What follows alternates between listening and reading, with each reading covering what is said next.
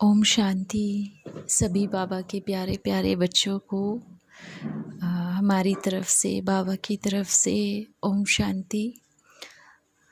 आज सद्गुरुवार का दिन था, तो आज मैं बाबा को भोग लगाने के लिए जैसे ही वतन में गई तो बहुत अच्छा दृश्य, बाबा एक ऐसे बैठे थे, बहुत प्यार से, जैसे इंतज़ार कर रहे हो कि भोग की थाली आएगी। तो जैसे मैं बाबा के पास गई तो बाबा की दृष्टि से इतना प्यार झलक रहा था, जैसे बाबा आज ही ऐसे लग रहा था कि इतना प्यार का सागर उमड़ के आया है। मैं एकदम जैसे बर्फ़ के जैसे जाम हो जाते, एक स्थान पे एक टिक होकर के खड़ी रही, देखती रही। इतनी जो बाबा की तरफ से, उनकी दृष्टि से इतना प्यार बरस रहा था। फिर थोड़ी देर में मैं बाबा के पास पहुंची। तो जैसे मैं बाबा के पास भोग लेकर के पहुंची तो बाबा के साइड में कुछ ऐसी आत्माएं बैठी थी, कहाँ दूर दूर, जो सभी अपनी आंखें बंद करके सभी ओम का उच्चारण कर रही थी। तो मैंने एकदम देखा, बाबा आज ये कौन सा दृश्य है, आज वतन में एक नया चीज़ मैं देख रही हूँ। और सभी के चारों तरफ एक लाइट कलर का एक कोहरा जैसे, घेरा जैसे बना हुआ था। तो मैंने बाबा से पूछा, बाबा ये आत्माएं सभी ओम का उच्चारण कर रही है। बहुत अच्छा लग रहा था वो देख करके सभी आत्माओं को। तो सबकी एकदम आंखें बंद और बहुत प्यार से सभी देख रही थी। तो जैसे ही मैंने बाबा से पूछा, बाबा ये सब, तो बाबा ने बहुत अच्छा जवाब मुझे दिया कि बच्चे, कुछ उसमें कुछ अपने ज्ञान में चलनी हुई आत्माएं थी, कुछ बीके भाई बहनें थे, कुछ को ज्ञान ही नहीं था। तो मैं बाबा को, क्योंकि वतन में जो अपने बीके भाई बहनें हैं, उनकी पहचान एक अलग से ही होती है। उनको देखते ही एकदम समझ में आ जाता है कि ये बच्चे ज्ञान में चलने वाले बच्चे हैं। तो जैसे ही मैं बाबा को कहने लगी तो बाबा ने बहुत मेरे को ऐसे एकदम जवाब दिया कि बच्चे, ये इन बच्चों ने नीचे जैसे ही ज्ञान में तो चले, लेकिन सबसे महत्वपूर्ण बात भूल गए, जो बाबा ने साकार में, जो शुरू में बाबा ने कहा कि ओम का उच्चारण करना। तो बाबा ने कहा कि देखो, जैसे ही परम धाम से फर्स्ट ब्रह्मा तन में शिव बाबा प्रवेश करते हैं तो ओम का उच्चारण होता है। तो शिव बाबा भी आ कर के पहले ब्रह्मा तन का आधार लेकर के ओम का उच्चारण। तो जो सबसे महत्वपूर्ण बात है, ओम, बाबा आज विशेष अटेंशन खिंचवा रहे थे। तो मैंने बाबा, तो यहाँ पे उनका पुरुषार्थ कैसे होगा, वो तो शरीर छोड़ के आ गए हैं, क्योंकि बाबा तो कहते हैं कि भाई बच्चे, इस शरीर में रह कर के ही पुरुषार्थ करना है। तो बाबा ने कहा हाँ हाँ, लेकिन जब तक आत्माओं को जन्म नहीं मिलता तो वतन में ही बैठ कर के ओम का उच्चारण करें। बाबा ने एकदम वंडरफुल बात ये बताई, जैसे इस संसार में, साकार में हम रात दिन का फ़र्क करते हैं, जैसे घंटा 2 घंटा 3 घंटा बाबा की याद में रहते हैं। तो बाबा ने इतना अच्छा एक जवाब जैसे कहा बाबा ने कि अगर साकार शरीर में रह कर के पुरुषार्थ करना, वो और वतन में रह कर के पुरुषार्थ करना, दोनों में बहुत फ़र्क है। बाबा ने कहा साकार का 1 घंटा और सूक्ष्म वतन का 1 साल, चाहे सूक्ष्म वतन में, हालांकि इस साकार के हिसाब से ही वहाँ का 1 साल कह रहे हैं, लेकिन वहाँ तो साल रात दिन का कोई वो ही नहीं है कि वहाँ रात होता है या दिन होता है। तो बाबा ने बहुत अच्छे से जवाब दिया उसमें कि अगर आप साकार में रह कर के बहुत अच्छे से पुरुषार्थ करेंगे तो बच्चों को वतन में बैठ कर के तपस्या करने की ज़रूरत नहीं होगी। तो बाबा का विशेष एक इशारा एक ऐसा दृश्य मैंने देखा। फिर जैसे जैसे भोग की प्लेट बाबा ने, जैसे मैंने बाबा को भोग स्वीकार कराया, उसके बाद बाबा ने कहा चलो बच्ची अब पूरे विश्व में चक्कर लगा के आते। तो बाबा ने मेरा हाथ पकड़ा। हालांकि कभी ऐसे होता था कि मैं बाबा का हाथ पकड़ती थी, लेकिन बाबा ने मेरा हाथ पकड़ा है कि बच्ची आप जाओ पूरे विश्व में चक्कर लगाने के लिए। जैसे बाबा और मैं गए। दीदी आप वेट करोगे नूतन बहन थोड़ा सा। तो जैसे बाबा ने कहा कि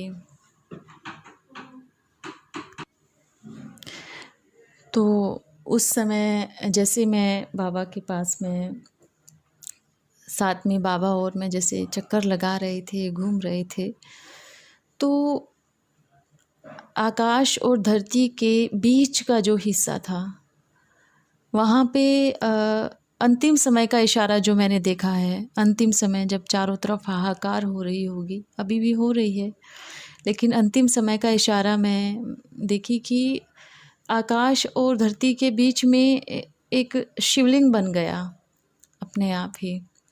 तो जैसे शिवलिंग बना, जैसे चाँद एक चाँद होता है, तो चाँद को सब देखते हैं चाहे कहाँ पे भी हो, पूरे भारत में या फिर कहीं पे भी।